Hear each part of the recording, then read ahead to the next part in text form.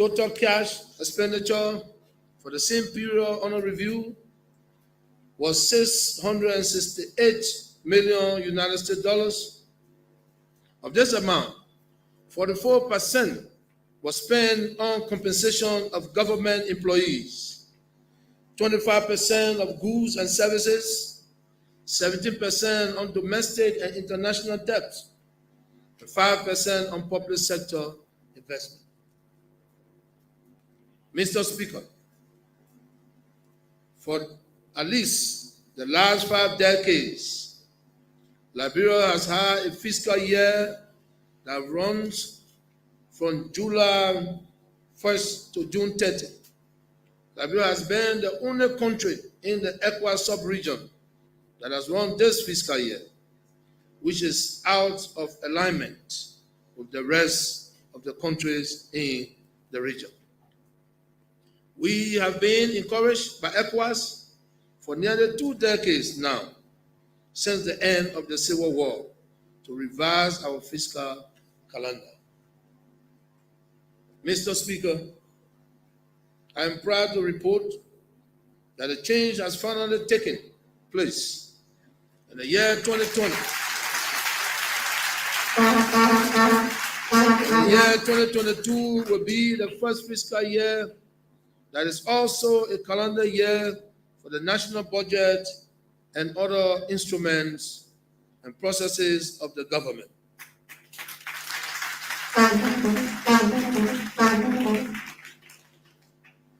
Mr. Speaker, to facilitate this transition, we had to enact a special transitional budget, which you approved at $347.9 million United States dollars in the year under review.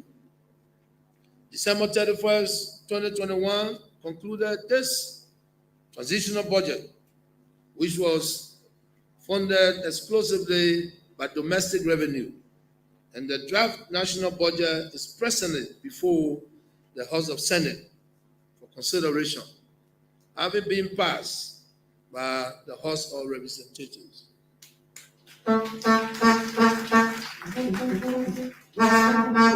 Mr. Speaker and members of the 54th Legislature, the 2022 budget was passed by the House at $785.6 million US dollars. This is the largest national budget in the history of Liberia, and with the support of the National Legislature, we hope to make it the most transformative one.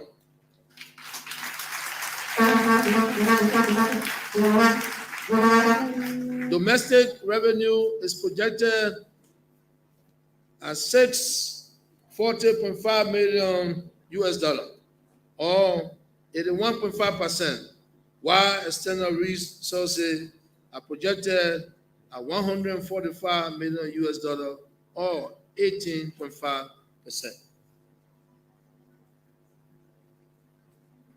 We have increased capital spending in the proposed fiscal year 2022 budget. In response to the need for more development, we are putting more resources to solving the many development challenges confronting our people in various sectors. These capital investments will cover roads, electricity, education, national security, health, water and sanitation, transport, and several other sectors.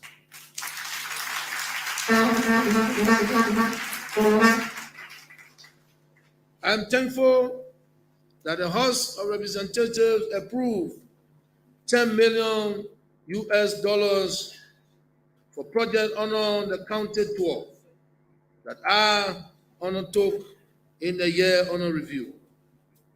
These County 12 projects will bring serious relief to many of our people, especially those in the rural area.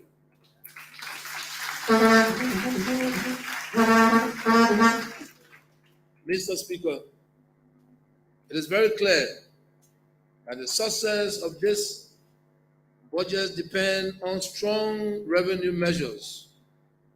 It depends on all citizens paying their lawful taxes and doing so in a timely manner.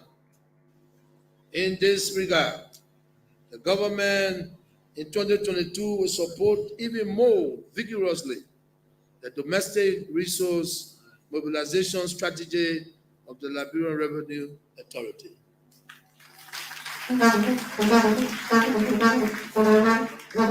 Government, through the LPRA, has launched a program to keep 50% of all real estate taxes collected back to the counties, districts, and cities where the real estate taxes are collected.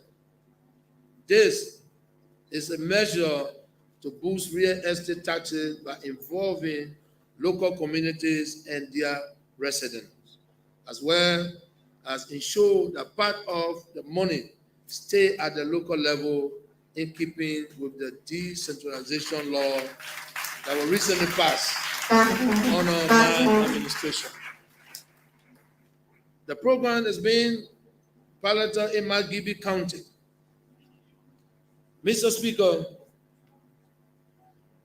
we are working with the national legislature to limit tax waiver or tax expenditure, which in the last 3 years alone have cost us more than $300 million United States dollars.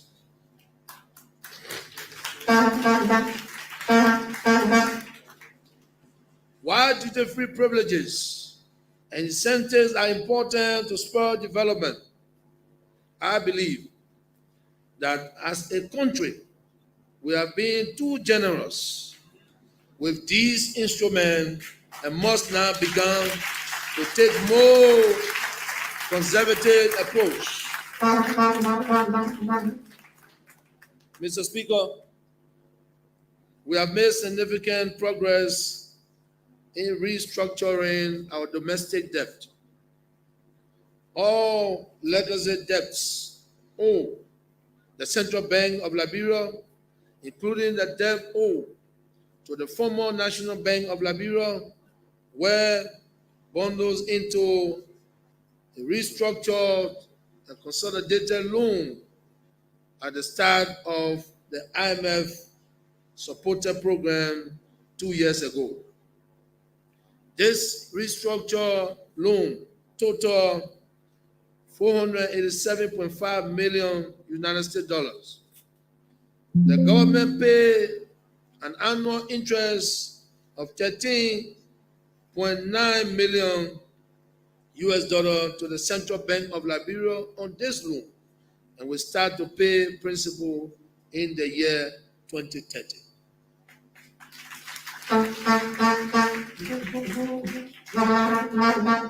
The total stock of domestic debt now stands at $660 million United States dollars, and the total stock of external debt now stands at approximately $1.03 billion United States dollars, for a total public debt stock value at $1.69 billion US dollars as at December 31st, 2020-2021.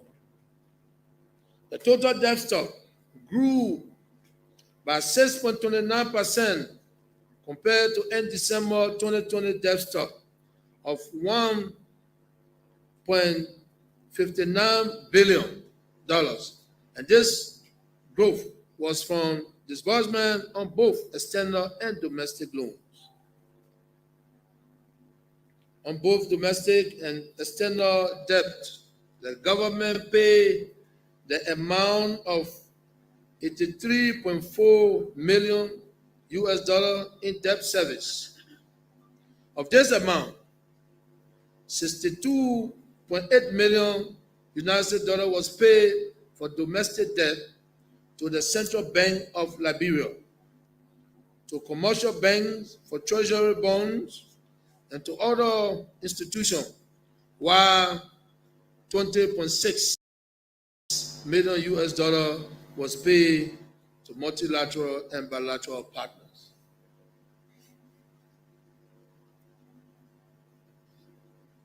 The treasury bond, which were issued by the previous government in 2013, are costing the government more than $6 million in interest annually, just to roll them over to the next period.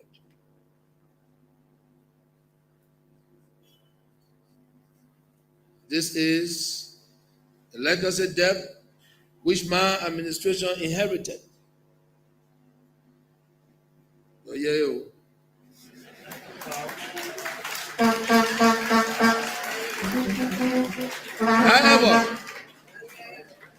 However,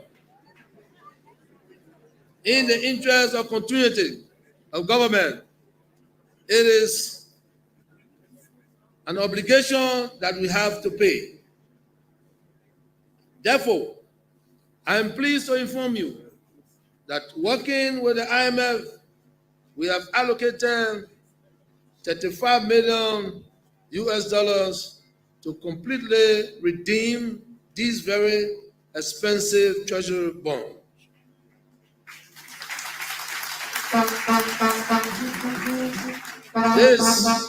This will free up space for investment in education, healthcare, and other important priority areas.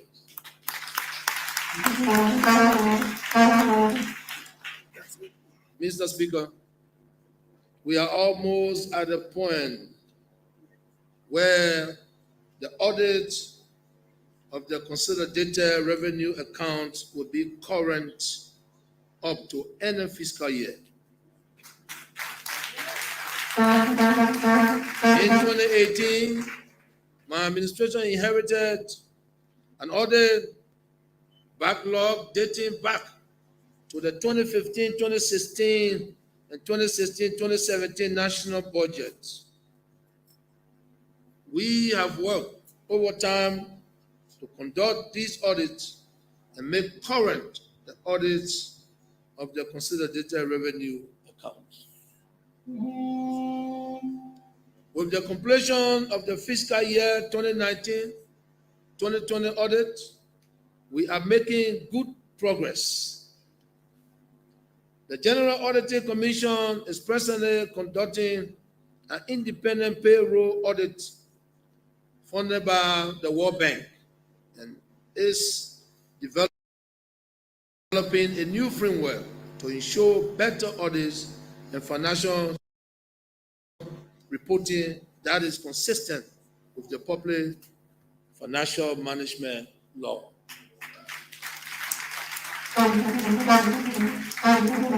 Mr. Speaker, we must continue to show strong gains in the fight against corruption, money laundering, and illicit financial flows.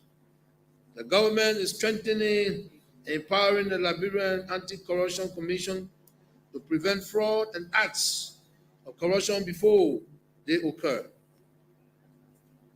You will be aware that the House has already passed the new LACC Act, giving a broader mandate to the LACC to fight corruption. It is my hope that in the supreme interest of the Liberian people, the Senate will soon concur.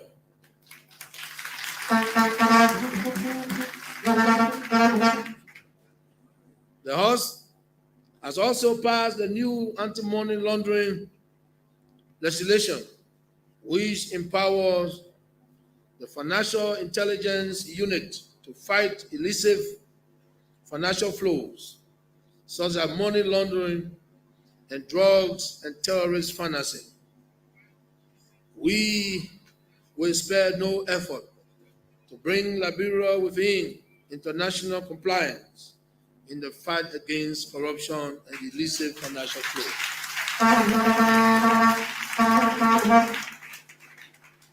Mr. Speaker, With your support, our administration continues to implement several reforms on the central government payroll and pension scheme.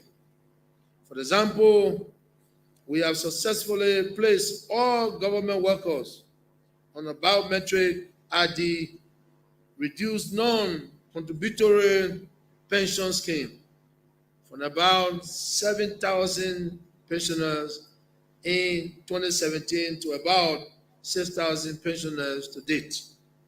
Expanded social security coverage and increased social security contribution by 300% in some instances.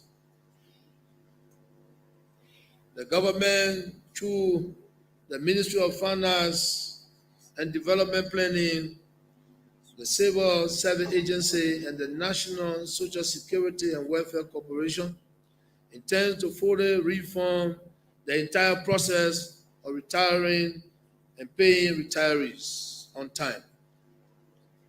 In this regard, I'm hereby admonishing all relevant entities to accelerate their work and complete the reform by the middle of this year.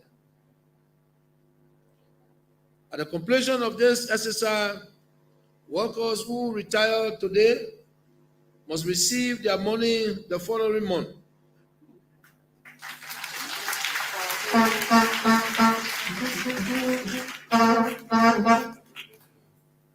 Let me reiterate. At the completion of this exercise, workers who retire today must receive their money the following month. I will be looking to announce this to the nation in my 2023 annual message. Mr. Speaker, Liberia recently completed its third review under the IMF External Credit Facility. The results show strong fiscal and monetary performance. The executive director of the IMF have noted in the review that, I quote, the Liberian economy is on track to rebound strongly.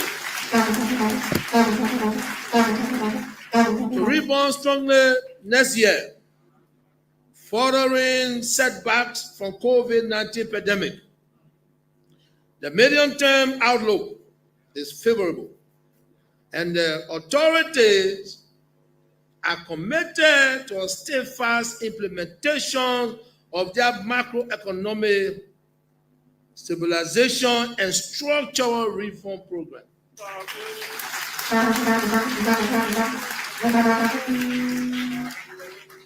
And I'm being told one. I'm quoting. So the IMF telling you that when you hear authorities, that means the president and our team, the vice president and the whole group. So when you also say that we don't have a fiscal discipline, it's not true.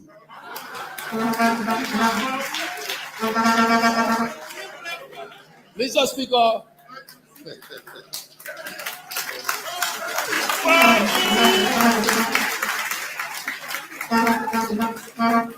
Mr. Speaker, this positive review from the IMF was immediately followed by a disbursement of $23.64 million to the central bank to add to the nation's reserve stock. So you can see they pay you for good governance and good fiscal policy. So our high work, right away they gave us something. A good for the country. That will reward for good governance. Madam Vice President, Mr. Speaker, Mr. President Pro Tempore, members of the 54th Legislature, We have remained committed to the independence and autonomy of the Central Bank of Liberia in support of economic reform for a stable economy. Although the year under review was challenging for the economy, my government was fully supportive of the policy implementation from the CBL that have kept the recovery of our economy on course.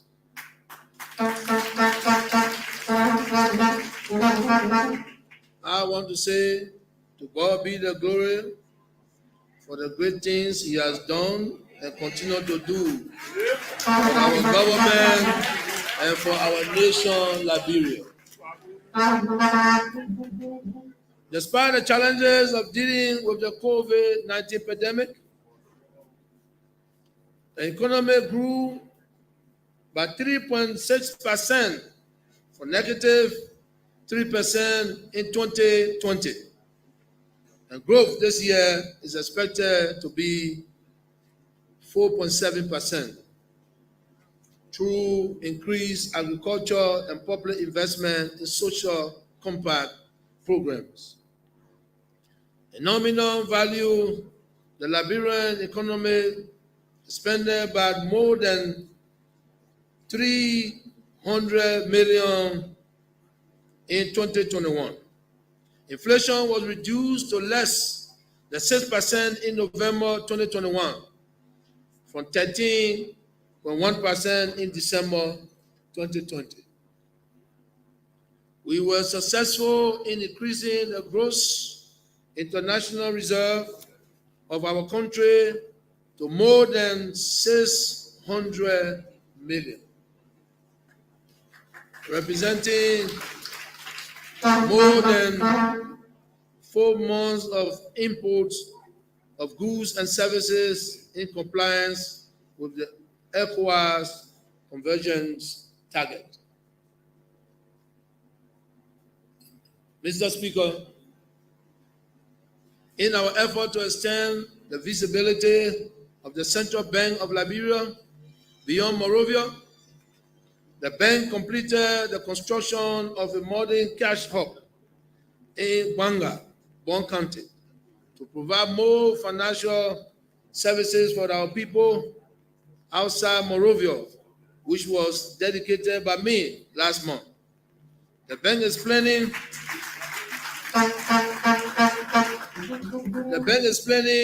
to commence the construction of an additional 4 cash hubs in other rural areas of the country that will make it easy to access financial facilities. Mr. Speaker, as part of the currency reform approved by you, the members of the 54th National Legislature, the Central Bank of Liberia brought in the first consignment of banknotes totaling Liberian dollar 4 billion out of the approved for the 8.734 billion Liberian dollars in November 2021. The second consignment is expected in January 2022. The first and the second consignment are all denominated in $100 bills, only intended to respond to the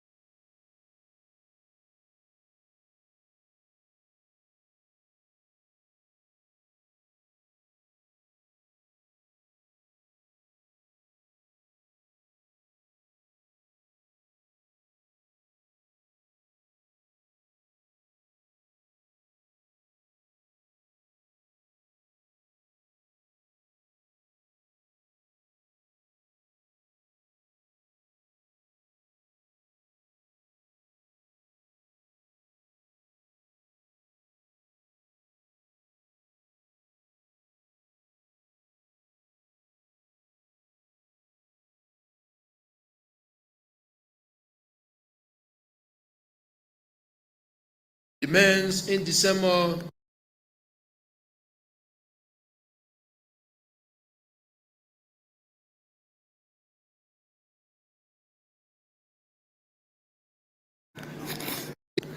in campaign time. So I want to be on record. Association, the Liberian business partner, including the IMF and the CRO through the UC. Based on the sound management and good performance of our economy, Liberia received United States dollars in August 2021 under the General Special Drawing Rights allocation to IMF members.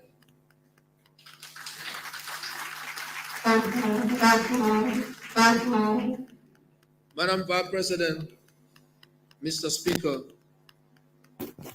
Mr. President pro tempore, and members of the 54th Legislature, distinguished ladies and gentlemen, I have now concluded the mandatory reporting requirement for the annual message, as stipulated in Article 58 of the Liberian Constitution, which required me to provide details of national income and public expenditure for the previous year, as well as my legislative agenda for the ensuing year, and to comment on the economic conditions of the Republic and the state of the nation.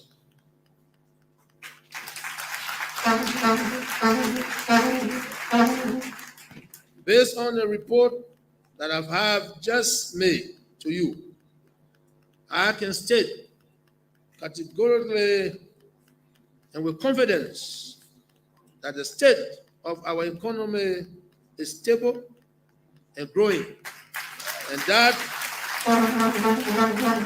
the state of the nation is peaceful and strong.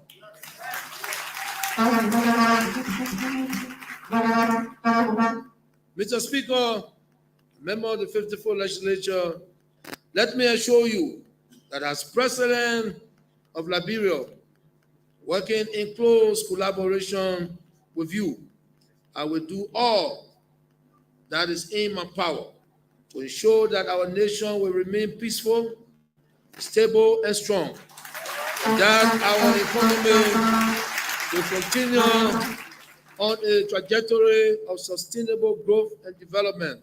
Together, we can and will succeed.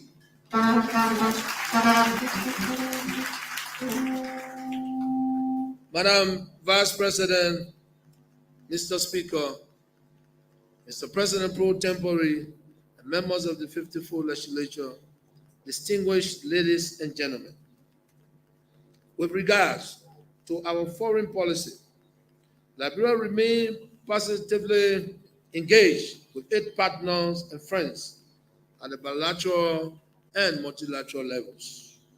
As a responsible member of the international community, and with keen focus on our own national interests. In accordance with the guiding principles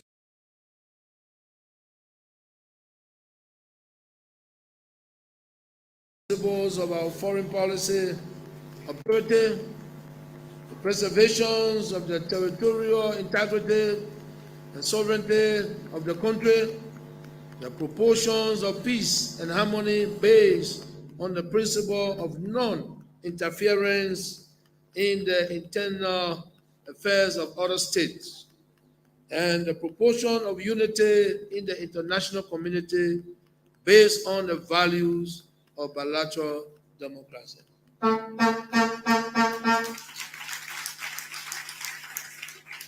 During the period under review, we played significant roles in promoting our foreign policy objective and strengthening our foreign relations at the bilateral and multilateral levels, which brought productive results and affirmed our leadership in the Committee of Nations. Mr. Speaker, Consistent with our international obligation, we fully participated in the activities of the Economic Community of West Africa States, ECOWAS, the African Union, and the United Nations, either by virtual or in person. We were honored to address the 76 sections of the United Nations General Assembly. We also participated in the summit of the African Union, as well as the Economic Community of West African States. At the level of ECOWAS, the focus was on crisis area in our sub-region, namely the security and political situation in the Republic of Mali and the Republic of Guinea. In Mali, we continue to support the peacekeeping operation with the presence of a contingent of the armed forces of Liberia embedded with the United Nations mission MINUSMA. Also, we are working with our colleagues to resolve the constitutional impasse in the Republic of Mali to restore that country to constitutional democracy and order through the holding of free, fair, and transparent elections in the soonest possible time. We will do all within our power as a government to remain supportive of the transition agenda of ECOWAS for our sister republics of Mali and Guinea, as well as those in the Sahel, to restore peace, security, stability, democracy, and constitutional order.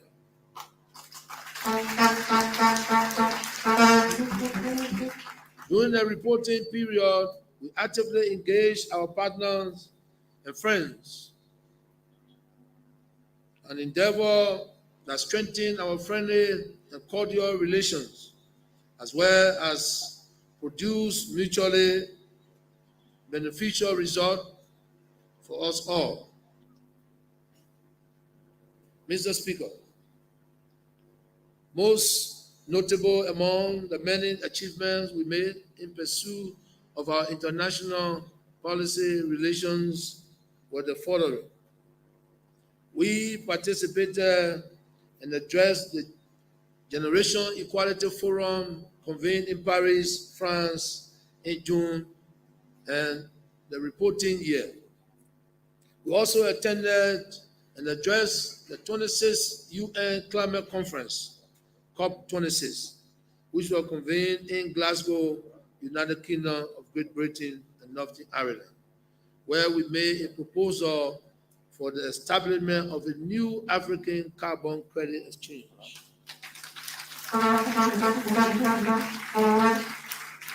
We also participated in the 4th editions of the Paris Peace Forum in November 2021 to tackle global problems and strengthen multilateral cooperation and collective actions for a peaceful world. While also in Paris, we attended an occasion marking the 75th anniversary of the United Nations Educational, Scientific, and Cultural Organization, UNESCO, and addressed the 41st session of the high-level segment of the General Conference. Pursuant to our strong commitment to peace, security, stability, and democracy, particularly in the Manor River Basin, with special emphasis on the political situation in the Republic of Guinea, Liberia took the initiative to invite our neighboring sister republics, Côte d'Ivoire, Sierra Leone, to convene the Manor River Union Diplomatic Peace, Security, and Democracy Conference, which was held at the Farmington Hotel in Agribusiness County in November 2021. The conference was termed as very successful by the delegates and international participants who praised it as the first such peace initiative undertaken by the Manor River Union for over 4 years.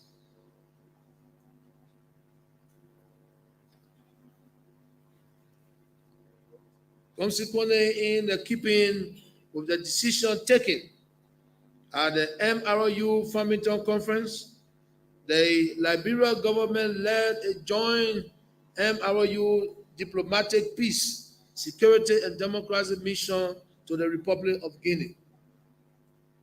Immediately after the visit of this joint MRU mission to the Republic of Guinea in early December 2021, a delegation from Guinea visited Sierra Leone and Liberia, and I met with them when they arrived in Monrovia. We are following the situation in Guinea very carefully, and we work with them as a neighbor and sister state to help them to restore democracy and constitutional order in the shortest possible time, while at the same time having due regard for the economic, political, and security stability in the Manor River Union sub-region. Mr. Speaker, Liberia was honored with an invitation from the Honorable Joseph R. Biden, Jr., President of the United States of America, to be among the 111 invited countries, including 17 from Africa, to participate in the Biden Summit for Democracy, which was held in December 2021. In Liberia's pledge at the Biden Summit for Democracy, we reiterated our government unflinching commitment and support to defending democracy against authoritarianism, fighting corruption, and promoting human rights and good governance. We also made it clear that it is only when democracy is strengthened and defended against dictatorship and authoritarianism, fighting corruption, and promoting human rights that the global political system, including that of Liberia, can be conducive to sustain peace, adhere to the rule of law, uphold freedom of speech, stability, and development.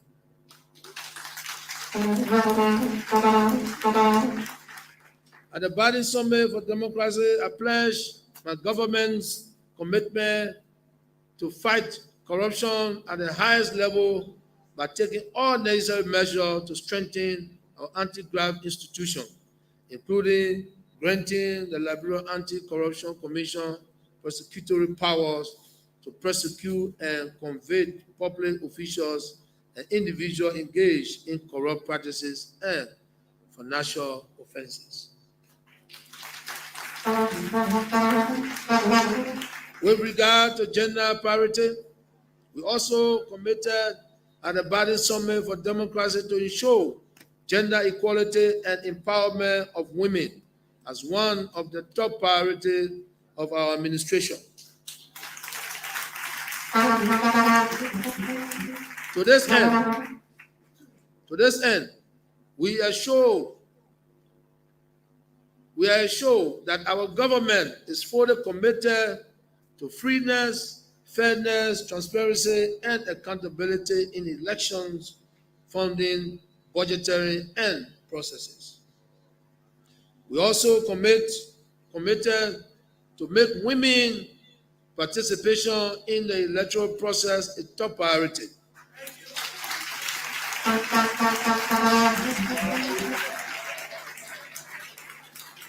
This means we will continue to support openness for more women to contest seats in the legislature, and we, as other key positions in government,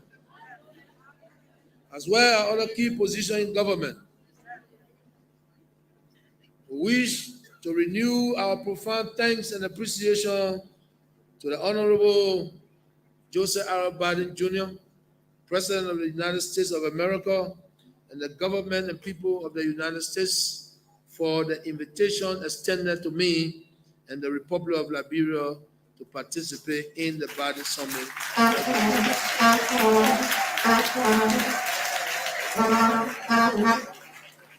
We note with deep satisfaction that Liberia honors our leadership as no political prisoner.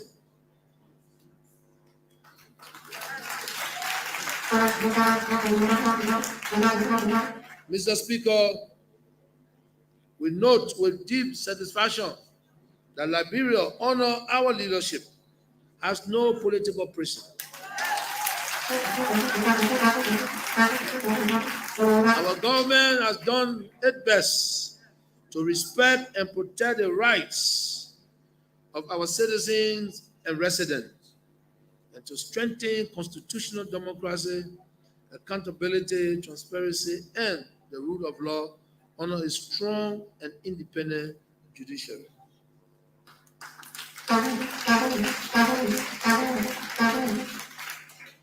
We are also confident that Liberia will remain a pillar of democracy on the African continent, and wish to convey our willingness to remain a part of the global coalition in defense of democracy in the world.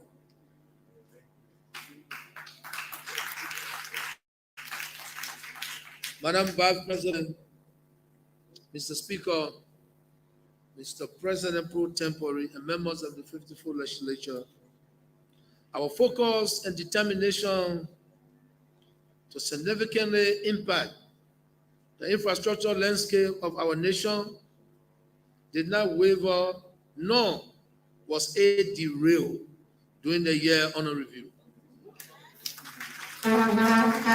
Despite the continuing challenges of the sector due to the negative effects of the COVID-19 pandemic on our economy, the government made great strides to deliver on its commitment to the people of Liberia for the pavement of primary and community roads, the pavement and maintenance of streets in our counties, capital, and the connection of all counties by paved roads.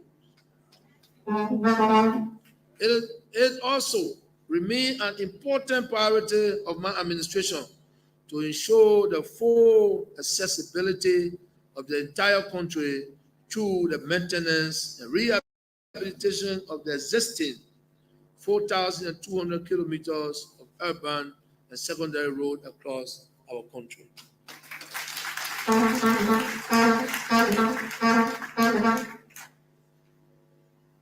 By improving roads connectivity throughout the country, business economic activity will increase due to the free movement of goods and services.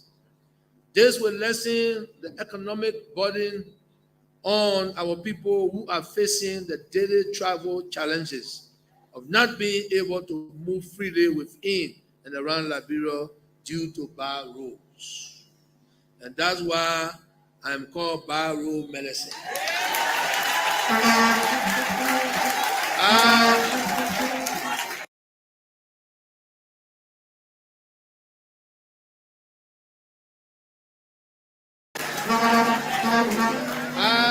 In a bad road that will be in front of.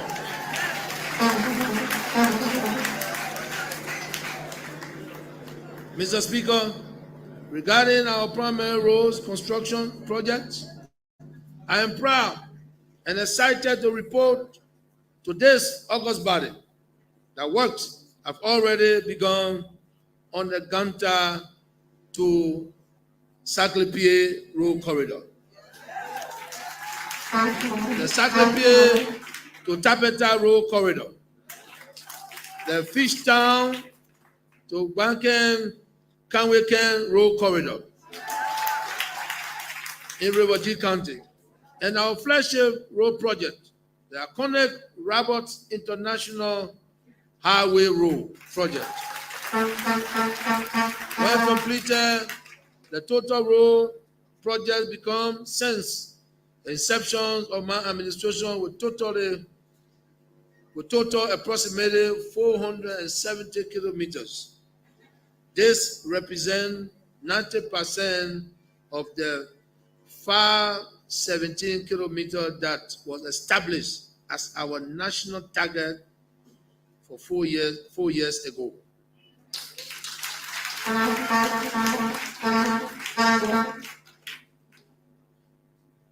During my annual message last year, I told you that these roads will be built.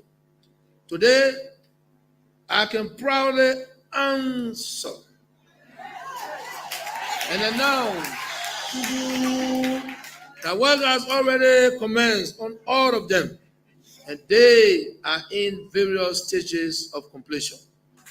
In addition to these major roads corridor, we have already begun negotiation with our international partner and respective institutions for the construction of the following roads projects: the Tapeta to Toastan Road Corridor,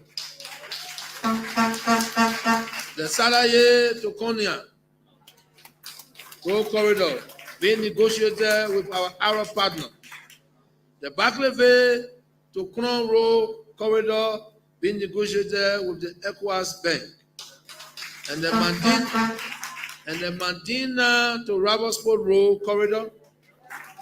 When completed, this road will not only meet but exceed the target that we set for ourselves 4 years ago. In addition to these achievements, arrangements are being made with the African Development Bank for the detailed design and tendering of an additional 110 kilometers of road that will see the completion of the link from Harper, Maryland County to River G to Zwedru, Rangile County.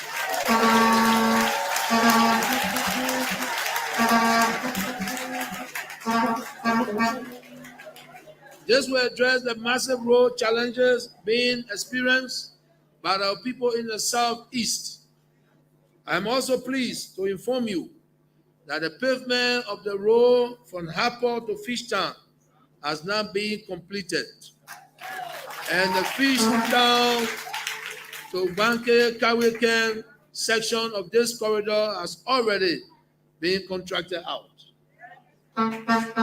We wish to assure you that during my annual message in 2023, I will be able to report that significant progress has been made on each of these road projects.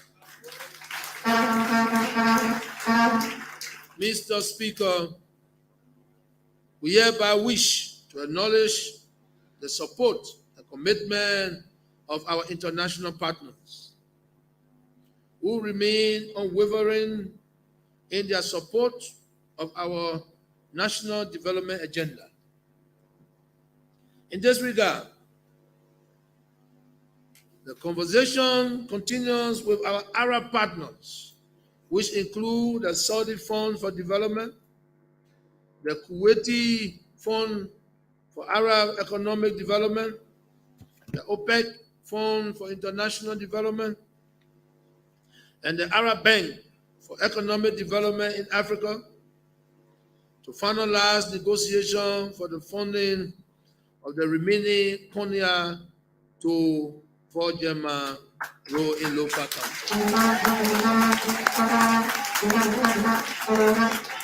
It is also important to mention that studies are currently ongoing on the Vojema to Medicoma Road Corridor in order to finalize talks for the funding of the corridor by the African Development Bank. Paving is currently ongoing on the Banga to Salaye Road corridor. Works on the Ganta to Yekepa Road project is also ongoing, and a total of about 20 kilometers have already been completed during the year under review.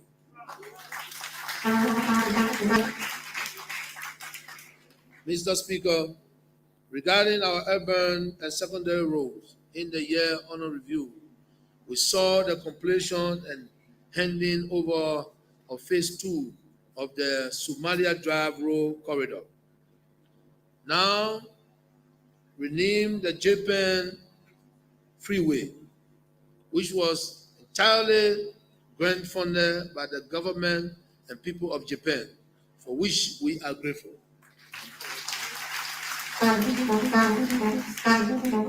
I am now pleased to inform you that the government of Japan has approved an additional $20 million for the construction of one of the most important pieces of our urban infrastructure, the UN Drive corridor, beginning at the Gabriel Togo Bridge to the free port of Monrovia.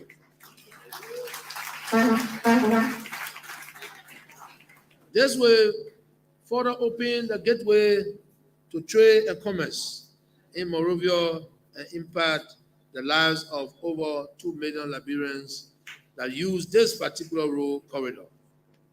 Once again, on behalf of a grateful people, I would like to express my profound thanks and appreciation to the government and people of Japan for this great gift.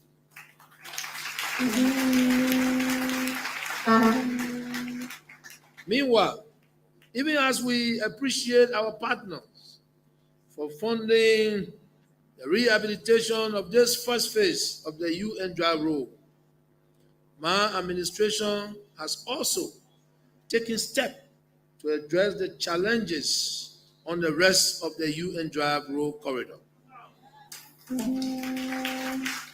We have provided funding through our own national budget for the upgrade and paving of the remaining 6.5 kilometers of the UN Drive that runs from the free port of Monrovia to the Simple Bridge, and construction has begun.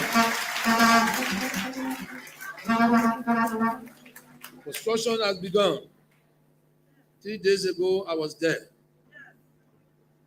Mr. Speaker, I am pleased to inform you that a memorandum of understanding has been signed with the People's Republic of China for the implementation of the 2 overhead bridges at the SKD Boulevard intersection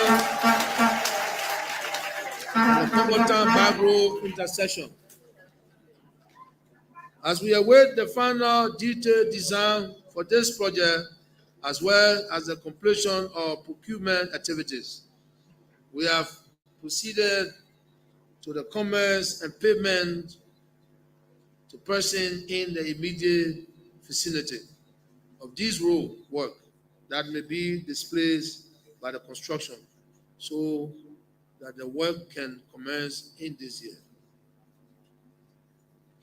Significant strides have also been made on the Coca-Cola factory to Iedewe Junction road section.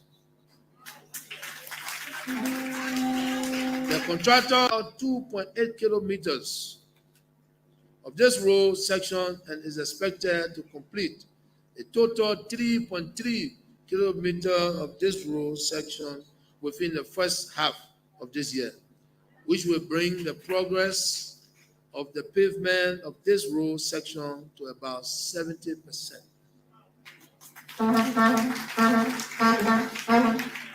The discussion for the design and construction of the Kesselly Boulevard to 12th Street Road and Bridge project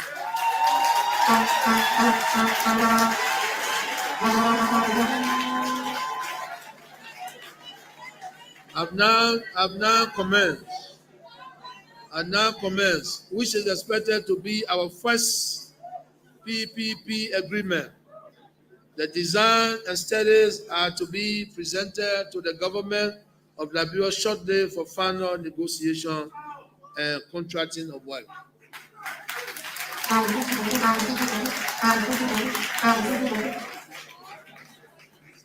Mr. Speaker,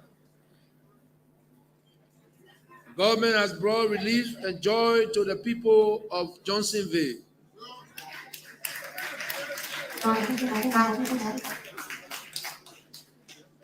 Mr. Speaker, the government has brought relief and joy to the people of Johnsonville who are celebrating the completion of the road corridor from Dry Red Market to Johnsonville Road, Mount Barclay Junction.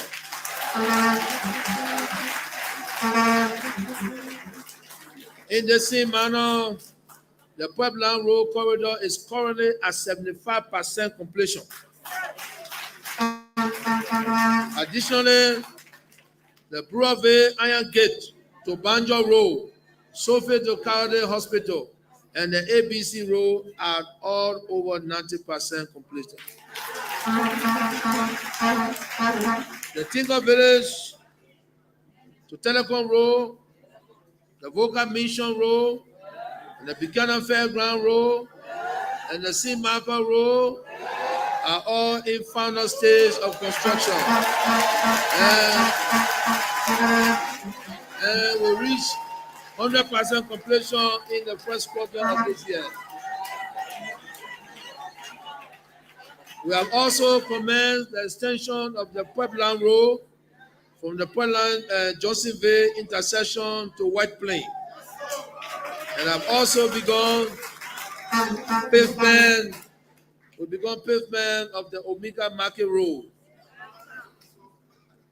Studies are currently on the way for the construction of the Tinker Village Community to Dupont Road project.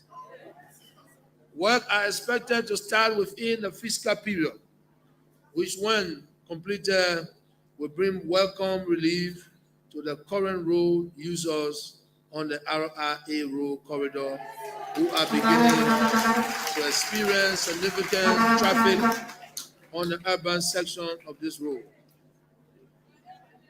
As the majority of our road network consists of lateral roads, my administration has invested heavily to ensure that these roads, estimated approximately 370 kilometers, are regularly maintained. These include the Buchanan to RTR, to Greenville Road, and Greenville to Barclayville Road, and the Tomerberg to Bopolu Road corridor.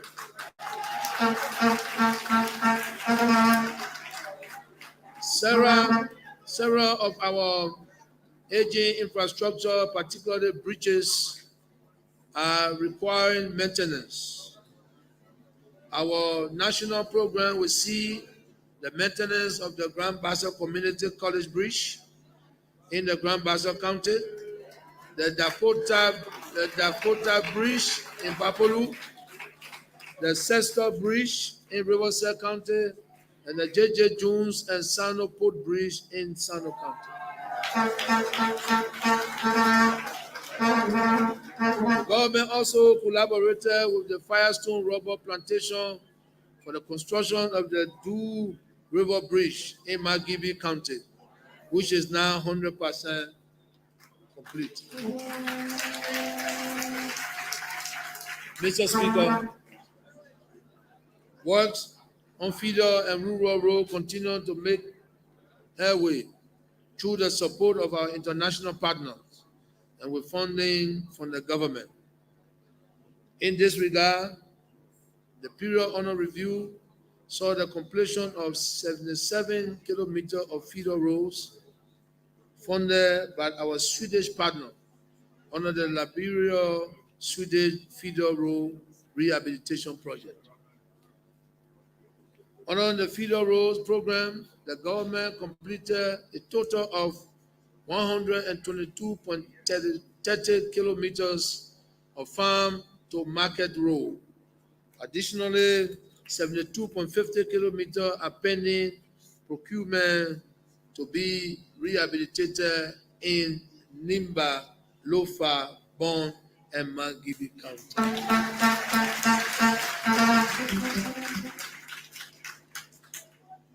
I would now like to thank our development partners, including the European Union, the European Investment Bank, the World Bank, AID, the German government, KfW, and GIZ. Also, our Arab partners, including Saudi Fund, Kuwaiti Funds, BIDA, and the United States Agency for International Development, the USAID, the Japanese government, and JICA, the Swedish government, the Chinese government, and its Chinese aid program, the Norwegian government, the Indian government, and most especially the African Development Bank. The people of Liberia will forever remain grateful to these significant development partners for their commitment and continuous contributions to the development of our country.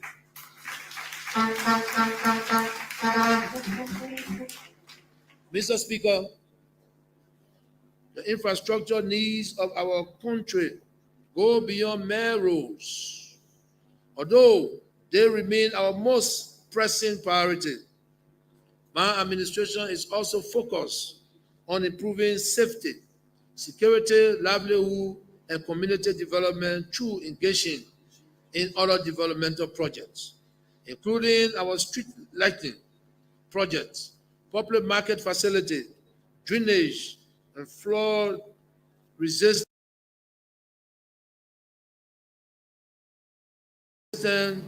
structures, community infrastructure.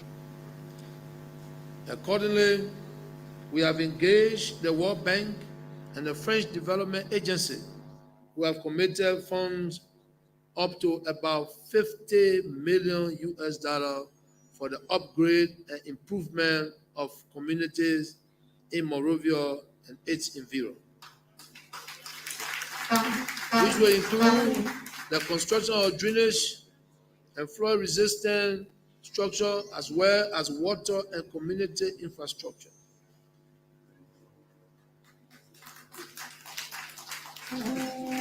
Mr. Speaker, as my administration continues to focus on improving the lives of ordinary Liberians, I would like to thank the Liberia Marketing Association for working with us to ensure that the Omega Market projects are a resounding success. Our administration has completed the construction of 5 additional market buildings and commenced the construction of a road network within the Omega Market complex. Also, during the year under review, the new Dupa Road Market and the new Douala Market were completed.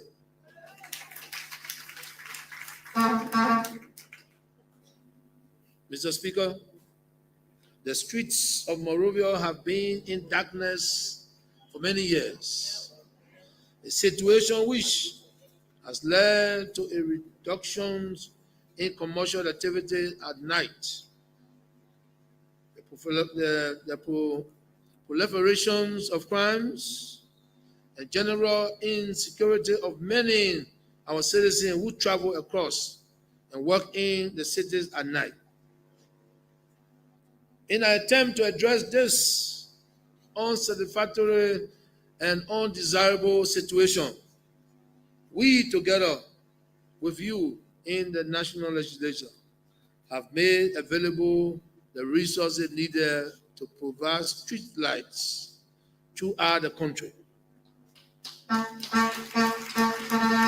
I must emphasize, Mr. Speaker, this is not a Maserati project.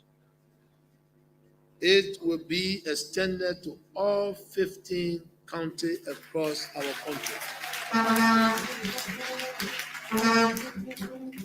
To date, A total of more than 10,000 poles are currently being planted throughout Monrovia and other capital cities across the country. Mr. Speaker, in February 2018, at a launch during my official visit with His Excellency President Emmanuel Macron of France, the concept of sports for development was launched. Being a former professional soccer player, I understand the value of sports, respect, teamwork, and discipline. These values are key to the growth and development of young people. In furtherance of our commitment to the Sports for Development initiative, we are currently building 2 sporting and recreational facilities for our young people: the Invisible Sport Park and the PHP Sports and Recreation Facility. The Invisible Sport Park, covering approximately 12 acres, comprises 3 football fields, 3 basketball courts, and a volleyball and tennis courts. In addition, there is a mini match, a building for the praying women of Liberia,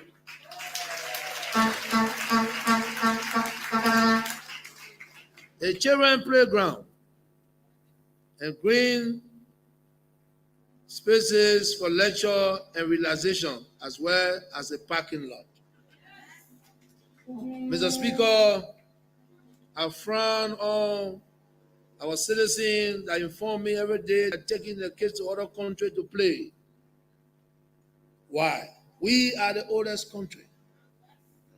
If any other country get parks, then we must be parks. Because of the role that this area played in my personal life, funding for the project is largely secured by me.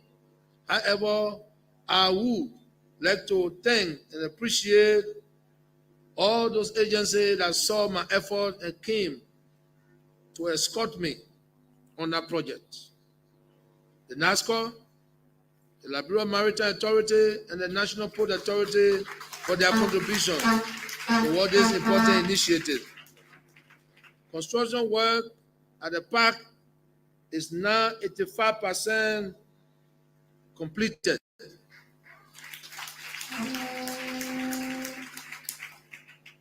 Mr. Speaker, I told the Liberian people that in 4 months, I was going to finish with Invisible Park.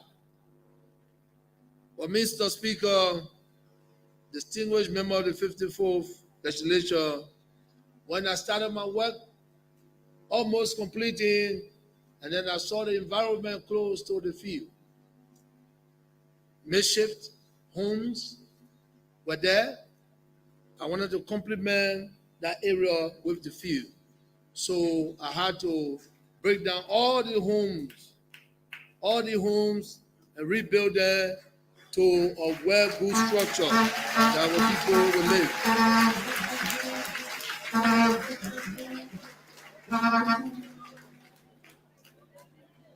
The contribution towards the important initiative, construction work at the park, is 85% completed, and soon it will be dedicated and open to the general public. So you will not run from Liberia because of children playing, and you can't find playground, and you travel to other countries. Keep the money here in our economy and let your children play free. Mr. Speaker, construction work at the PHP Sports and Recreation Center has started and should be completed in a year. The project was inspired by an outdoor gymnasium that I have seen in Dakar, Senegal, on the beach. That covered approximately 10 acres of land along the shores of PHP. It comprises 2 mini football fields, 2 mini basketball courts, 2 beach volleyball courts, a 4 outdoor gymnasium, a children playground, an administrative building, food courts, toilets, and the Unity Memorial Square. The Unity Memorial Square, Mr. Speaker, I will explain to you details in one of your sections. It is important that the Memorial Square is placed in that place. We all know the history of PHP. It is mostly funded by the Abu Dhabi Fund for Development through the UAE government. Madam Vice President, Mr. Speaker, Mr. President Pro Tempore, and members of the 54th Legislature, distinguished ladies and gentlemen, as part of my vision to ensure sustainable fiscal and developmental decentralization of the resources of the Republic, I embarked on a nationwide county tour in 2021. The goal of the tour was to engage the citizens of our noble country directly, to listen to them, to see, feel, and to understand their plight, while gathering valuable input from them in terms of their collective direction for our country. Mr. Speaker, during that tour, I visited and held town hall meetings in about 70 districts in 14 of the 15 counties. Very shortly, in the coming weeks, I will complete my county tour with Moserado County.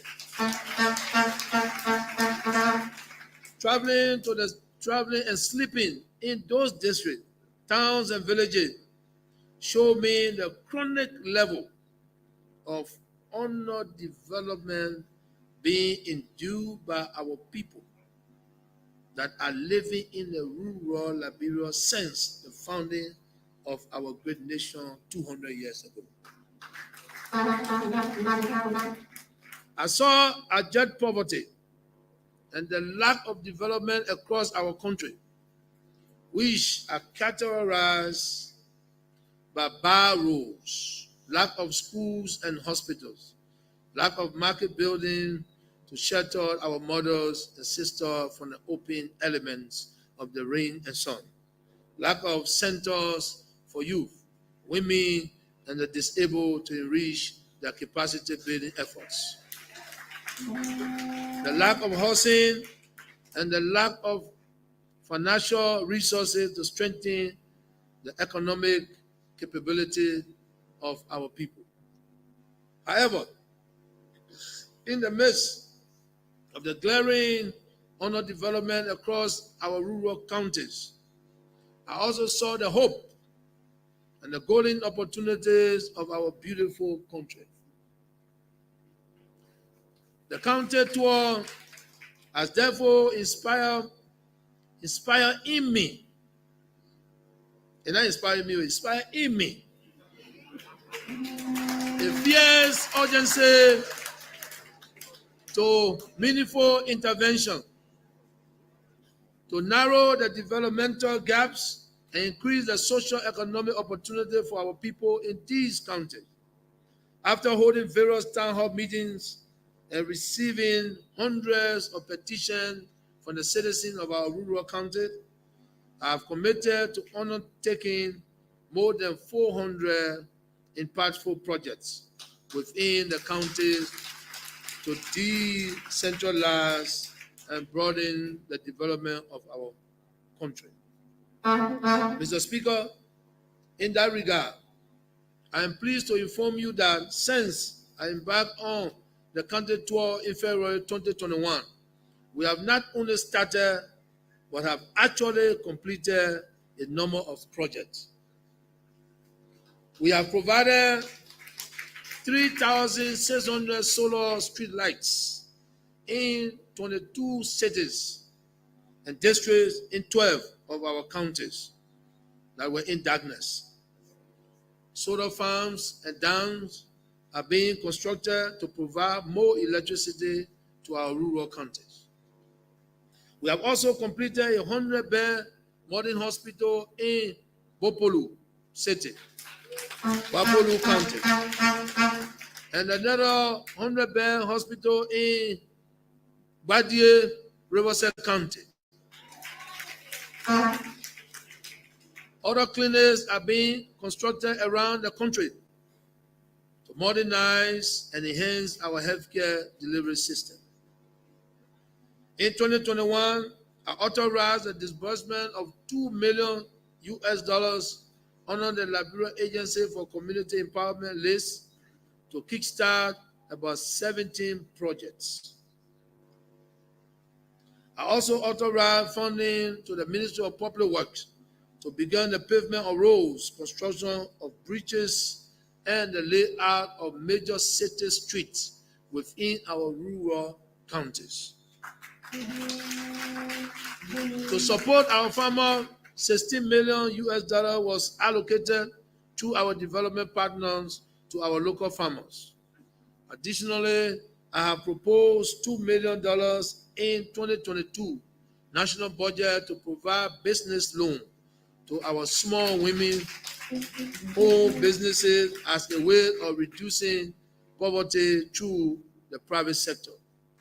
I will also be submitting a bill to you this year to enact this business loan scheme into law for its sustainability. Mr. Speaker, our country is stronger when we are all stronger together. No one should be left behind in terms of development.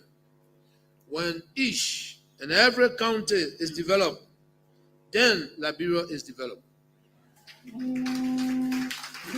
Exploiting every opportunity to enhance our country's development must be a collective effort from all Liberians, irrespective of our political, religious, and social differences.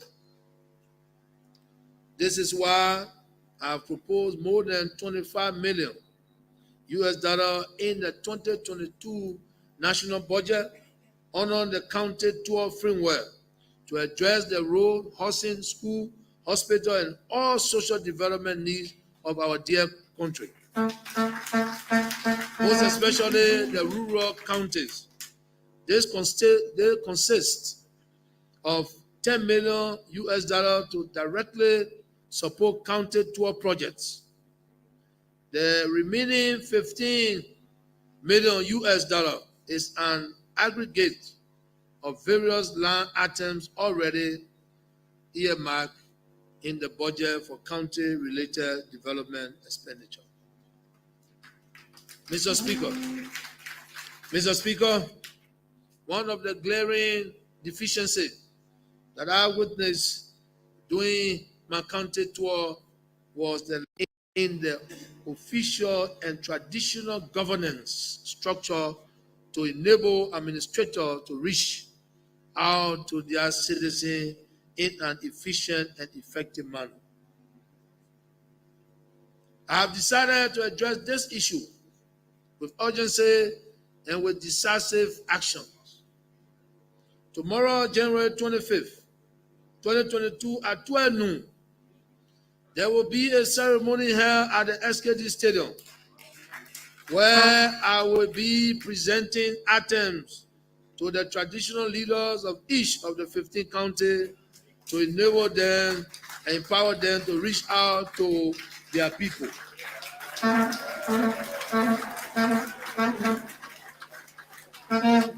These items consist of the following vehicles and motorbikes. During my county tour, every superintendent or leader in the county asks for mobility, and they ask for little. Imagine they ask for 3 bikes to move around to do our work. I was thrilled And I decided if you want 3 bags, then I'll buy you 10.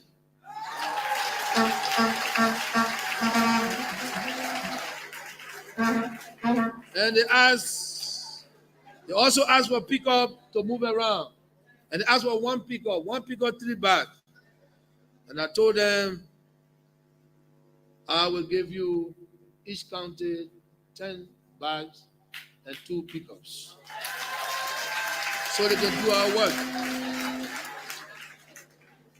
All the caucus, I know you'll be working tomorrow, you'll be in session, but please, if you can, there's a national endeavors, you can come to help receive those gifts for your people. Apart from the, and we got ambulances that were given to us from the government to accompany the gifts. So that will be distributed too. 15 ambulances for 15 counties. Mr. Speaker, I further wish to inform you that phase 1 of the presidential county tour project is already being implemented within the 15 counties, with the commencement of construction work for the following project: Ganta City Hall, Nimba County; renovation of the City Hall's Reju, Granjida County; construction of Sinje City Hall, Grand Cape Man County; Kanwe City Hall, River G; Fishtown City Hall, River G; renovation of Harper City Hall, Maryland; construction of Plibo City Hall, Maryland; construction of Weah Town Hall, Magibi; construction of Zozo Town Hall; construction of Sinje Youth Center; construction of Kakatan City Youth Center; construction of Disabled Center in Koba City; construction of Cotton Tree Disabled Center; construction of Youth Center in Tajuwon; construction of mini stadium in Gobli; construction of mini stadium in Bakleve; construction of mini stadium in Bopolu; construction of mini stadium in Sester; construction of mini stadium in Virginia; construction of large market in Buchanan; construction of medium market in Cotton Tree; construction of medium market in Bama Town; construction of medium market in Clay Town; construction of large market in Sester City; construction of large market in Banga; small market in Salala; construction of small market in Temaputu; construction of small market in Bo Waterside; construction of small market in Compound 2, Gambaso; construction of small market in Yakpa Town; construction of small market in Dewen; construction of medium market in Shefflin; construction of small market in Tubasville; small market in Wahasa, Masamo Lahun; small market Koba City; construction of small market in Westman; construction of school in Ba; construction of public school in Bui and Doro;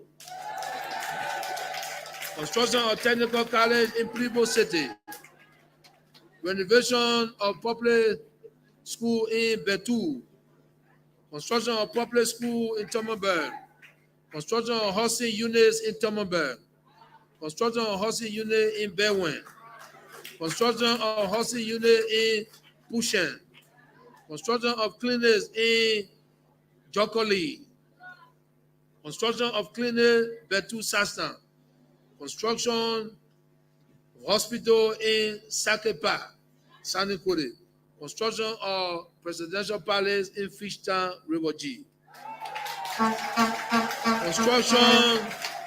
construction of administrative building in Felucon; construction of recording studio in Plibo; construction of bridge in Pennyberry compound, 1 Grand Basel; construction of bridge in Mowe District; construction of bathroom attached to Salaye Town City. Mr. Speaker, in addition to the county tour project, a number of projects were undertaken by the Liberian Agency for Community Empowerment in keeping with its statutory mandate. Completed projects include the following: Popo Beach, Two-Face, Grand Jide Housing Unit Construction Project, Kadija, Kenija Renovation, 14 Gorbachev Market, Phase 2 Open Market, 14 Gorbachev Market, Phase 2 Road Improvement Market, second backfilling of market, 100 housing unit construction project in Bond County, 100 housing unit construction in Nimba County, 3 additional market facilities constructed in Omega Market, West Point Waterside General Market, my old school, Weah High School Annex, the youth opportunity. Ongoing projects being constructed by list including the following: Popo Beach Phase, Grand Jide Housing Unit Phase 2, Memorial Central Precinct Compound Project, Douala Road Market Construction, the Youth Opportunity Project. Mr. Speaker, in addition to all official duties and responsibilities as First Lady of the Republic of Liberia, my darling wife, Her Excellency Madam Claire Marie Deconti Weah,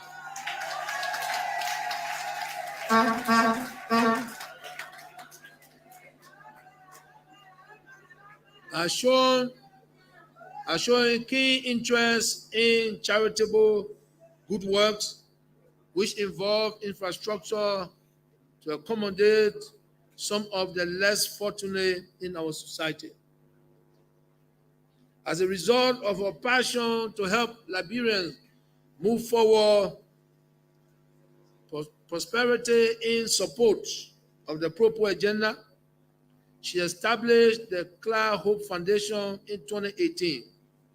One of its major initiatives is the City of Hope, which is a multi-purpose complex that will provide quality education to 200 girls between the age of 3-5, as well as serve as a refuge, a home, and a rehabilitation center for destitute Liberians, including disadvantaged youth and orphan and street girls.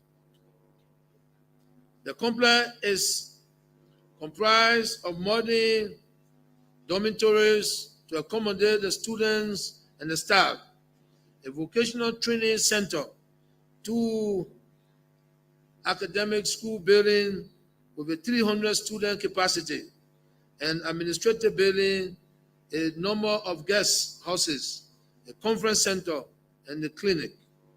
The City of Hope is approximately 85% completed, and the opening is scheduled for early this year.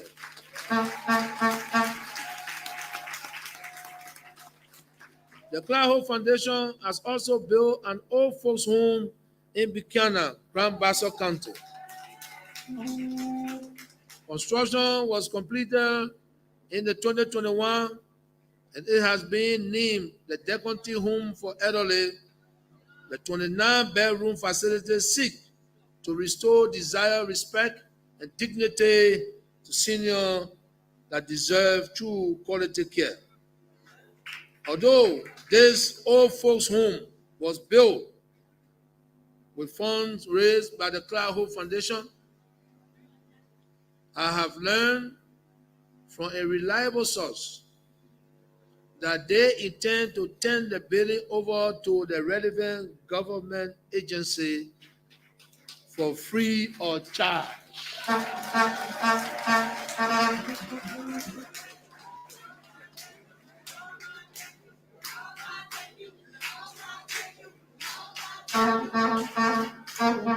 Additionally, through the office of the First Lady, a modern vocational training center has been built for the use of the Army Wives Association at the Edward B. Kennedy Barry. It comprises the office, classrooms, and conference hall. Through this initiative, the First Lady wants to boost the capacity development of hundreds of women and girls from military families, thus enabling them to earn a decent living and support their family. This project will be dedicated in the next few days. Another infrastructure development project of the Clyde Hope Foundation is the Rock Hill Restoration Project, which aims to restore clean and safe drinking water to some 16,000 residents of the Rock Hill community in Pinsville. For the first time after more than 70 years, the project has been completed and will also be officially dedicated within the next few days.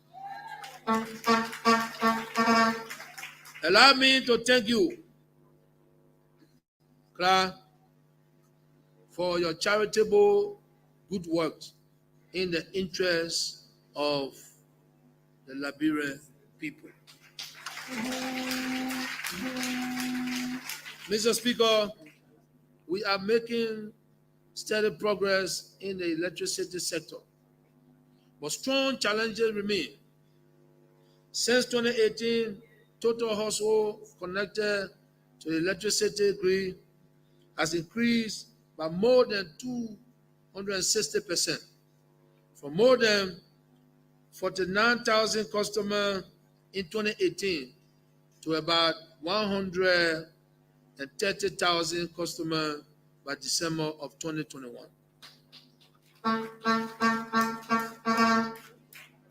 New investment in transformer, meters, and delivery of new substations are all contributing to changing the electricity landscape. The government was also able to provide more than 10,000 street lights in Monrovia and around the country. And under the current budget, most street lights, including solar lights, are going to be provided. Mr. Speaker, I am proud to report that the cost of electricity, a major challenge for businesses and households, has been reduced from 35 cents per kilowatt hour to around 24 cents per kilowatt hour for residential customers and to 22 cents per kilowatt hour for businesses. While at 22 cents, this tariff is still high in the West African sub-region. It is a massive development for the electricity sector in Liberia. LEC, thank you. Mr. Speaker, the Millennium Challenge Compact signed between the government of Liberia and the government of the United States of America came to an end on January 21st, 2021, after 5 years of implementation. The compact provides a grant of $257 million for the electricity and road sectors. The compact also contributed $147 million to the rehabilitation of Mount Coffee hydropower plant and the increase of connections from 34,000 customers to over 82,000. The Liberian Electricity Regulatory Commission was also established under the compact, which is now in power to lessen private operators in the electricity sector. Additionally, an $18 million raw water pipeline was constructed, which has led to saving of $780,000 annually on pumping costs. These are only but a few of the projects covered under the compact. it. I take this opportunity to gratefully appreciate this kind gift of the American people to the people of Liberia. My government has embarked on concerted efforts to re-qualify for another compact through vigilant reforms that will lead to achieve all critical governance benchmarks. Madam Vice President, Mr. Speaker, Mr. President pro tempore, and members of the 54th Legislature, during my last address to this honorable legislature, I inform you that agriculture productivity will be a key priority on this administration. In this administration, this year in review saw several new beginnings, a milestone for the agriculture sector. Private sector interest and investment in agriculture grew heavily, especially after the holding of the National Agriculture Fair in February 2021. The fair highlighted Liberian agriculture productivity, and while outlining the challenges faced by producers and agro-businesses, it also presented the abundant opportunity in agriculture and agro-businesses. I can proudly report to you that the number of commercial farms and agro-businesses more than significantly increased from 77 in 2021 to 164 in 2022. While there are now leadership of agriculture machinery complete with spare parts and workshop, this is a positive development for the efforts to mechanize Liberian farm production. It is a natural next step to the government of Liberia's own efforts through the Ministry of Agriculture to provide tools, equipment, seeds, seedlings to farmers, farming communities, and cooperatives. The interventions we made as a government have led to increased acres planted in most crops, but especially so for basic food like rice, cassava, oil palm, and vegetables. As the country moves into harvest season towards the end of the year, bumper crops are reaching rural and urban markets due to improvement in the logistics and supporting infrastructure that we have provided for agriculture.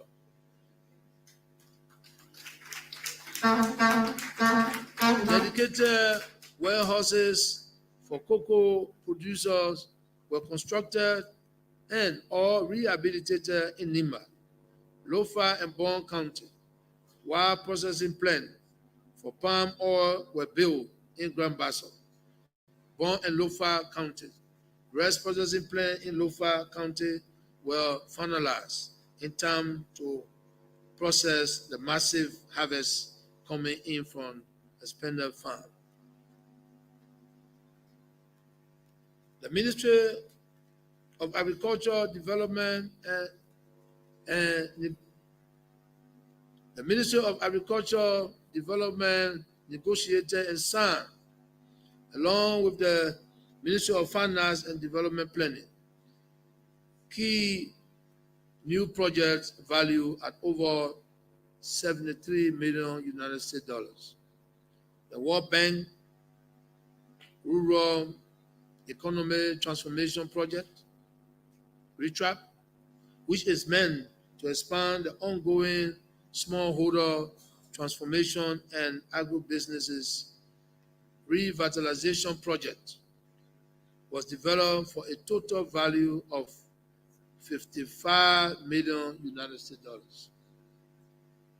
The RETRAP will oversee the paving of the road from Tabeta in Nima County to Toaston in Grand Gila County, completing a vital portion of the Ganta-Harper Highway that is already ongoing. This major piece of road construction will, by next year, see the paving of the road going into neighboring Côte d'Ivoire and will facilitate the free movement of goods, passengers, and services in the sub-region.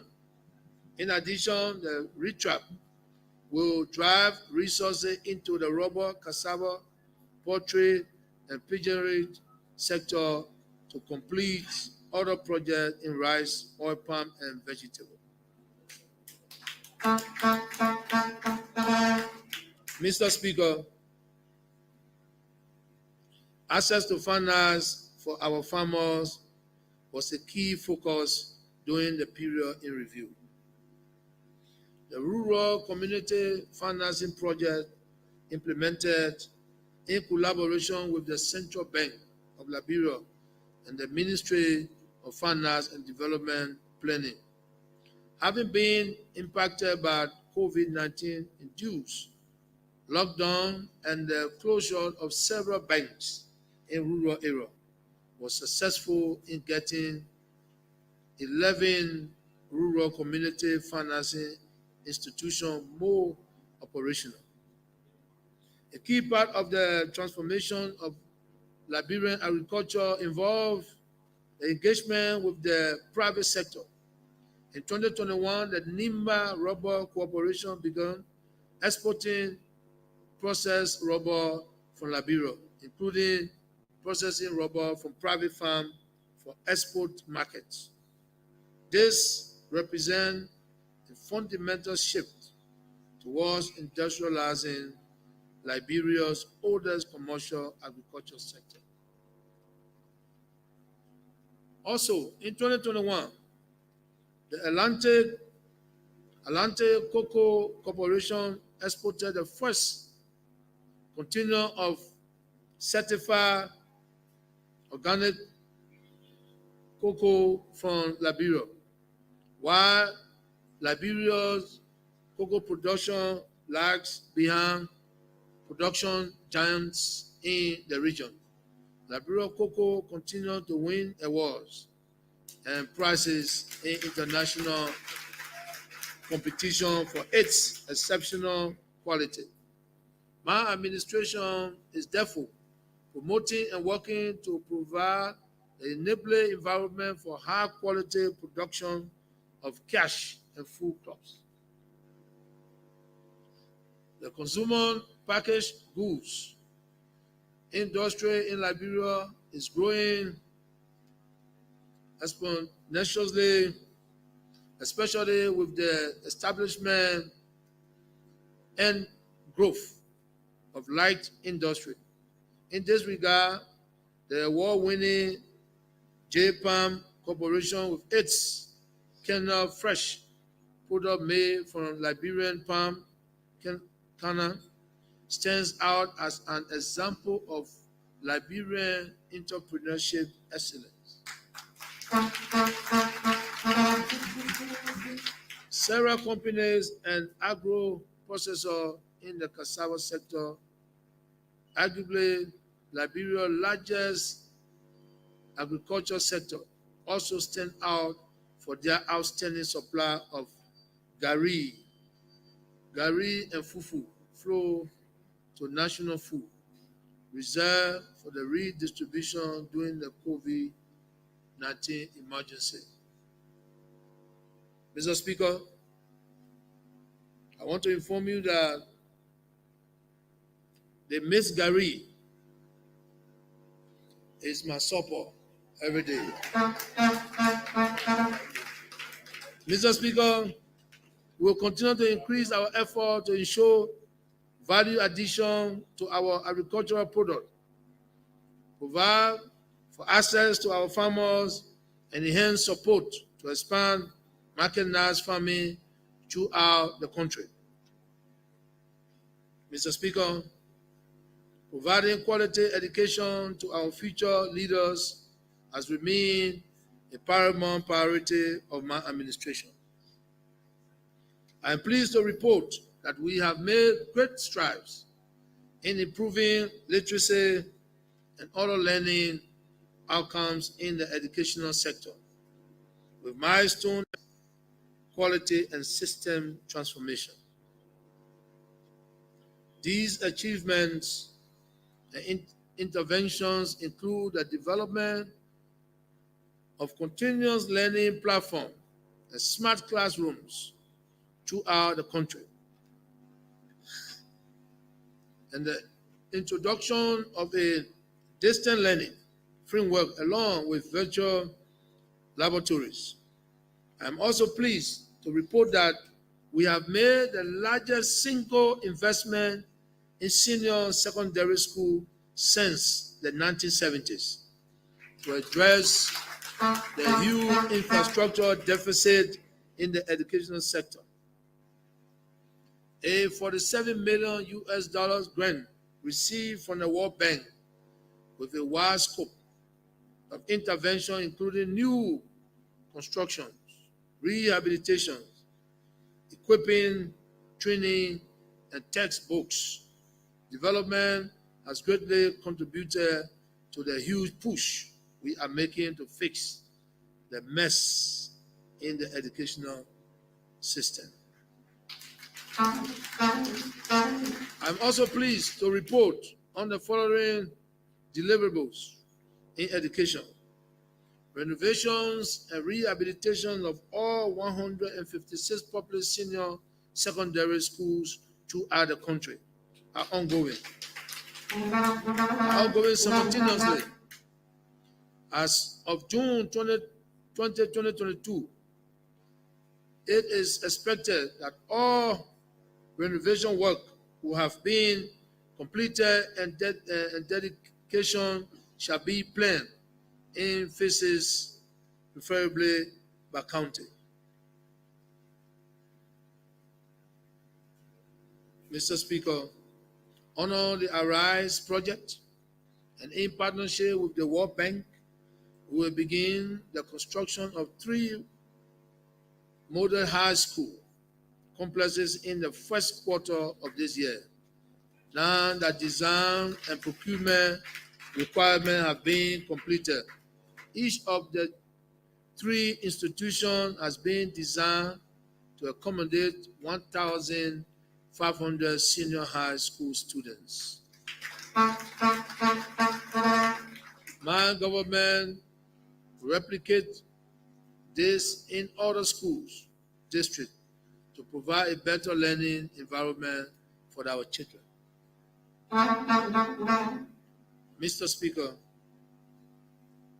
available school statistics have it that the total number of senior secondary school in the country is 752 as of academic 2021, of which the government owns only 156.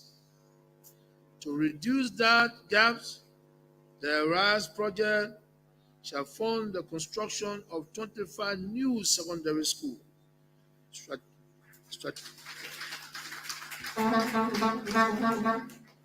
situated in 25 schools districts that are currently with our secondary school. Under this project, we are also funding the training of 35 university instructors out of the country, procuring a digital library, revising textbooks for students, and upgrading curriculum. Additionally, in an effort to address the gaps in girls' education, we will provide scholarship, financial support for 3,000 girls transitioning from 9th grade in 4 counties considered as having the highest rate of girls drop out from high school. As there are no tuition in public school, sponsorship shall cover all registration fees, uniform, textbooks, and annual cash allowance.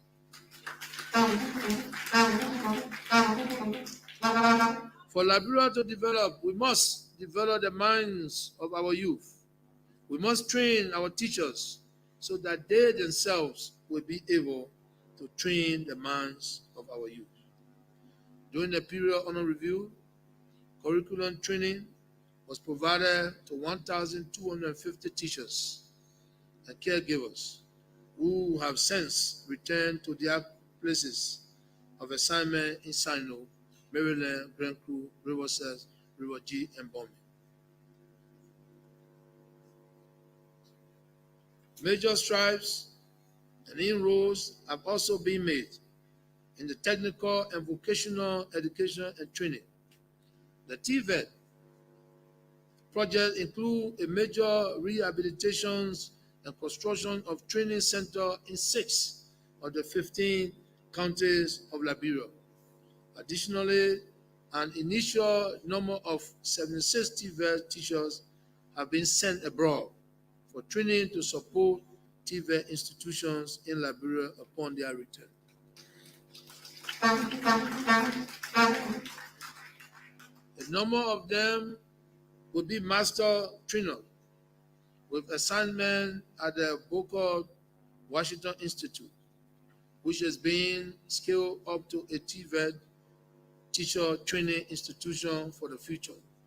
The total number of teachers for this purpose will be 120, of which 76 being hired and are in training, while the remainder 44 are being recruited for subsequent training.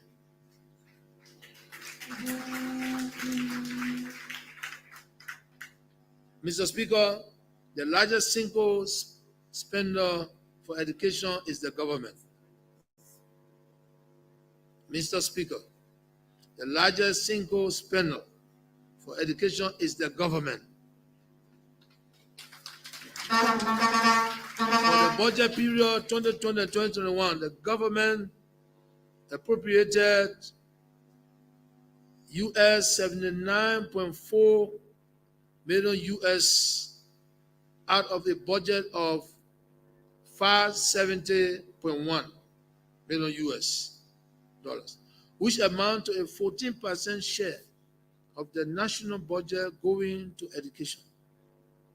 The total appropriation, which covered all education expenditure for the year, was sub-allocated such that basic, secondary, and early childhood subdivision of education received 41.8 million, or 52.64% of our budget.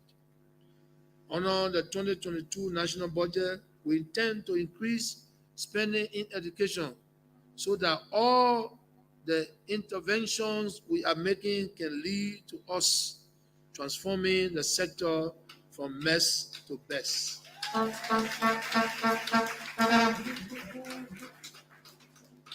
Mr. Speaker and members of the 54th Legislature, my stance in ensuring the rights and protection of all cannot be overemphasized. As a he for she champion, I remain committed to the dignity of upholding human rights and safeguarding our most vulnerable population, our women, girls, and children.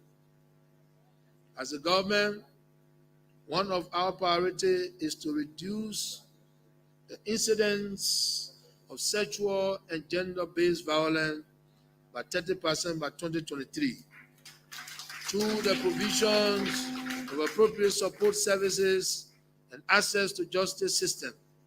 I am pleased to report that significant progress is being made to make this a reality. With the emergency of the COVID-19, where most women and girls were confined in their homes, there was a step increase in the reporting of sexual and gender-based violence cases due to the high conducted in communities and at the grassroots level. However, we saw a reduction in sexual and gender-based violence cases in December of 2021. Compared to the reports of 2020 December, we have been able to raise awareness among communities about the referral system, the government anti-sexual and gender-based violence call center, and can ensure its functionality. Traditional and religious leaders are also beefing up the efforts to change the story, the narratives of survivors and victims, as well as supporting prevention efforts of sexual and gender-based violence. While we all may be aware that prevention is better than cure, we will continue to work with our UN counterparts, our NGOs and civil society organizations to increase efforts in preventing sexual and gender-based violence. On the other hand, we are also concerned about our response to sexual and gender-based violence, which prompted the setting up of the Presidential Task Force of Sexual and Gender-Based Violence through the implementation of the Government of Liberia and Partners Anti-Sexual and Gender-Based Violence Roadmap 2020-2022.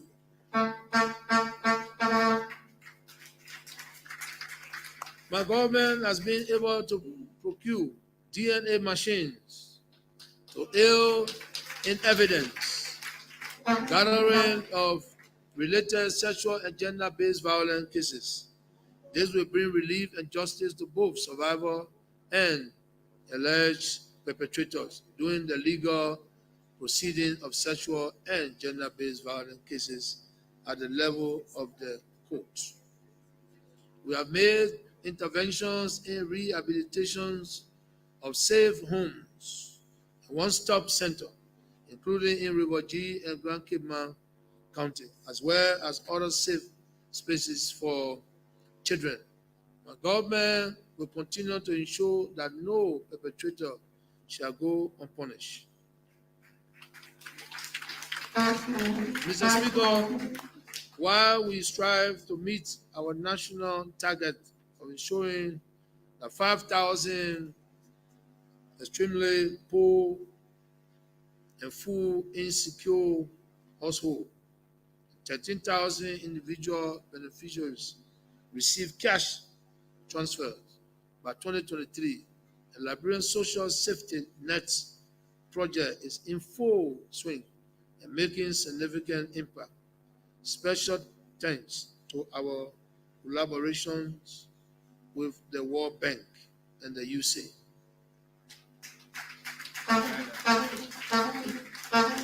Based on the economic crisis posed by the COVID-19 pandemic, we expanded the beneficiary pool with support from the Foreign Commonwealth Development Office and the World Bank.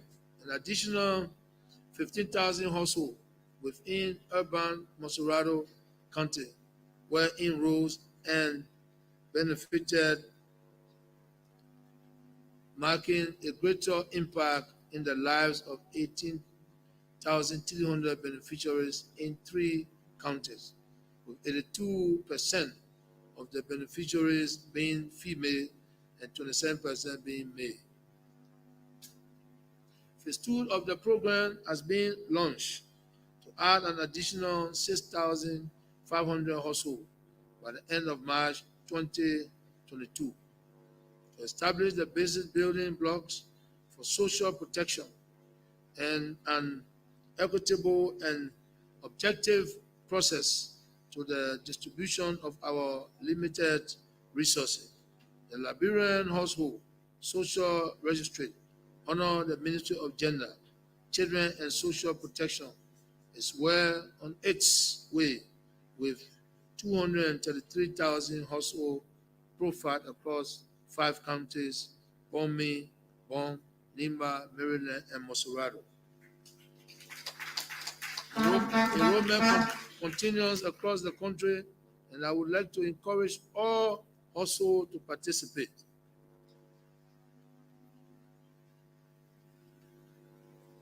Mr. Speaker, our government remains cognizant of mainstreaming gender in the formulations of policies and programs that drive the development of Liberia. With support from the UN counterparts, we have developed for the first time the country's gender equality profile. It provides in-depth analysis that will enhance the understanding of the differences in the conditions, needs, participation rates, access to resources, and property rights, development and planning and control of assets, decision-making, power between girls, women, boys, and men in their assigned gender roles.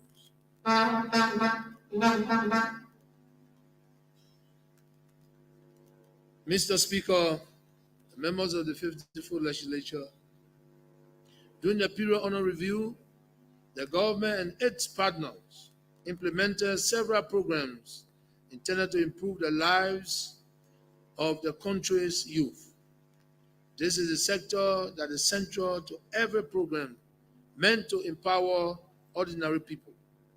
The young people of Liberia have already gone through quite a lot, while many have advanced to the next stage of their lives.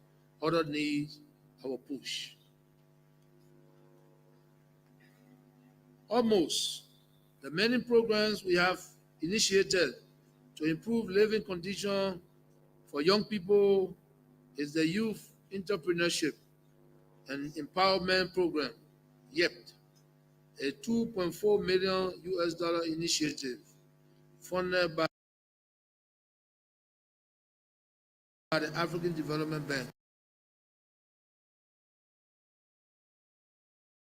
In the Entrepreneurship Development Program, the Liberia Employment and Entrepreneurship Program, and the recently launched Recovery of Economic Activities for Liberia Informal Sector Employment, which will provide short-term employment opportunity to a much wider demographic, including young people. The government also wholly sponsors a national youth literacy program and a national cadet program. The Monrovia Vocational Training Center, MVTC, continues to provide vocational and technical skills to youth of diverse backgrounds. The center offers a variety of training courses, including heavy-duty and auto mechanic, welding and fabrications, auto electricity and electricity, electronics, refrigeration and air conditioning, masonry, plumbing, architectural drafting, carpentry, and graphic arts. The European Union has approved additional 26 million euros to cover the cost of establishing state-of-the-art TVET school in the rest of the 8 counties that do not have them. This is in fulfillment of our vision to have TVET institutions in all 15 counties.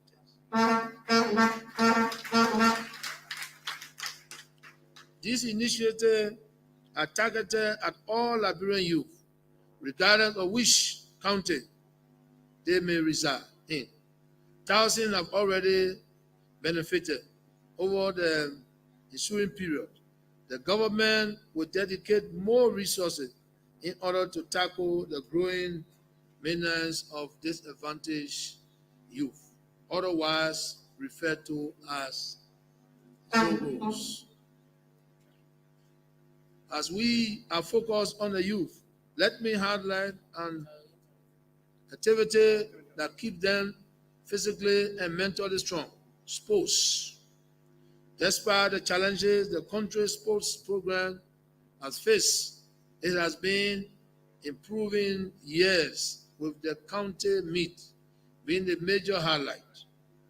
Once again, I would like to congratulate Nima County for clinching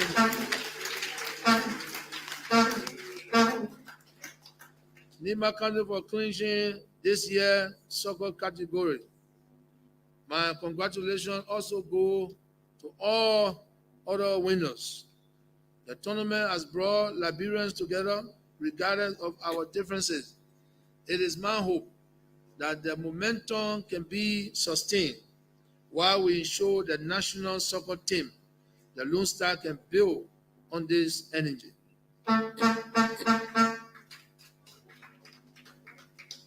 It would be remiss of me if I did not also take this opportunity to personally congratulate the volleyball and the basketball team from Grand Coup County.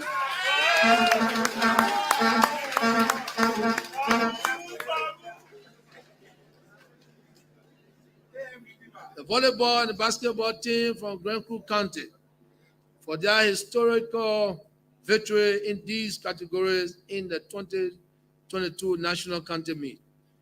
They made history in two ways. Firstly, they won the first ever volleyball category that was included in the county meet. And secondly, they are the first county to ever win two categories in the county meet. Congratulations once again,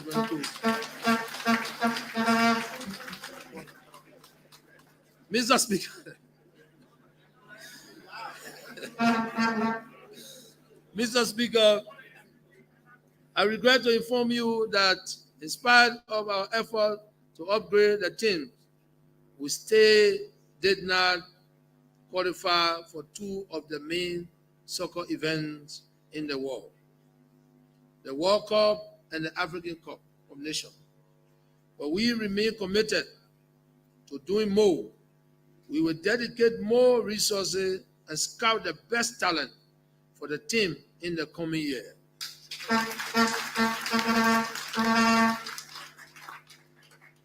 Madam Vice President, Mr. Speaker, Mr. President pro tempore, and members of the 54th Legislature, may I now respectfully beg your kind indulgence to permit me to use this opportunity to speak directly to the Liberian people, wherever they may reside, beyond the walls of this chamber, both within our borders and out in the diaspora. I thank you.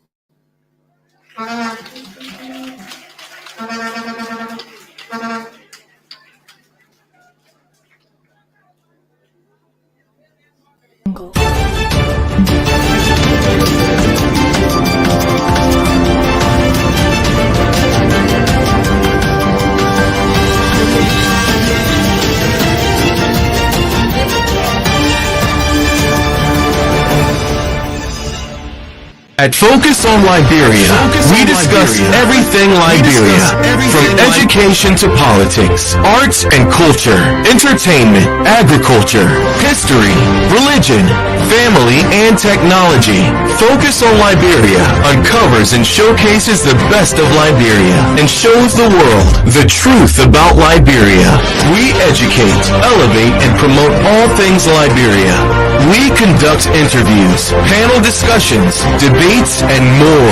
Tune in to Focus on Liberia on Facebook and YouTube and be a part of the stories that make up the news.